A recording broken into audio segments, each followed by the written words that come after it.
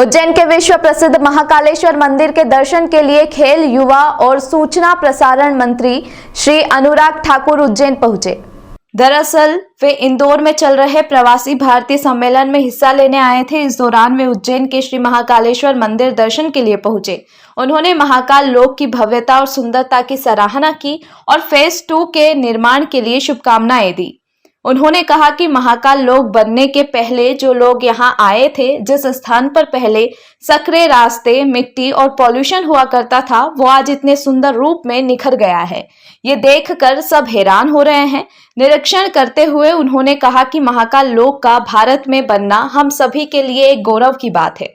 केंद्रीय मंत्री ने कहा कि महाकाल लोक न केवल आकर्षण का केंद्र है, बल्कि इससे आसपास के लोगों को रोजगार के अवसर भी प्राप्त हुए हैं। इसके लिए उन्होंने देश के प्रधानमंत्री श्री नरेंद्र मोदी और मध्य प्रदेश सरकार का आभार भी प्रकट किया।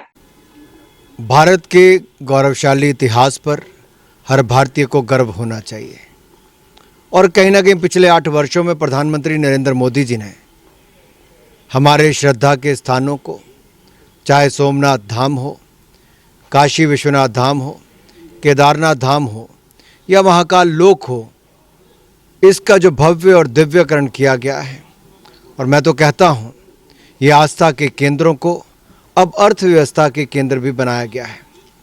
आप देखिए इतना भव्यता, इतनी सुंदरता महाकाल लोक में अपने आप लाखों लोगों को प्रतिदिन आकर्षित करती है दर्शन करने के लिए। इस आस्था के केंद्र में ना केवल आस्था के केंद्र में लाखों लोग आने शुरू हुए, बल्कि यहाँ के आसपास के लोगों के लिए बहुत सारे आय के साधन, रोजगार और स्वरोजगार के अवसर भी खड़े हुए हैं।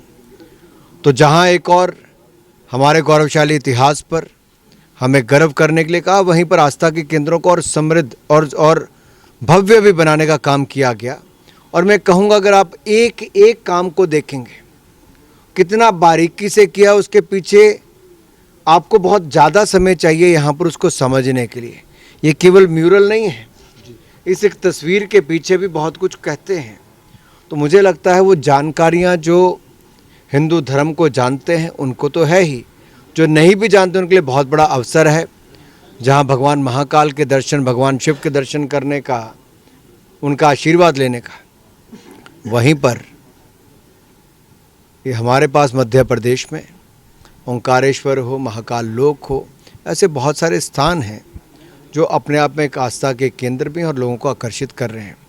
मैं आभार प्रकट करता हूं माननीय प्रधानमंत्री मोदी जी का इस सोच के लिए और मध्य प्रदेश की सरकार का इस शानदार काम को कम समय में करने के लिए।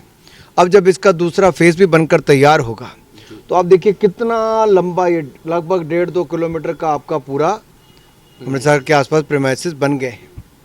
और कभी यहाँ पर क्या होता था, आप कभी स्थानीय लोगों से पूछिए जो पहले भक्तजन आते थे, उनको विश्वास ही नहीं होता था कि जहाँ पर एक और स्थान मिट्टी से भरे या तंग गलियाँ या पानी भी पोल्यूटेड, आज वही अमृत सागर में एक नई जान फूंकने का काम किया है। मुझे लगता है हम सब के लिए गर्व की बात है कि ऐसा काम अब भारत में हो रहा है, जो न केवल भारत के लिए बल्कि दुनिया के लिए एक बहुत आकर्षण का केंद्र बना है।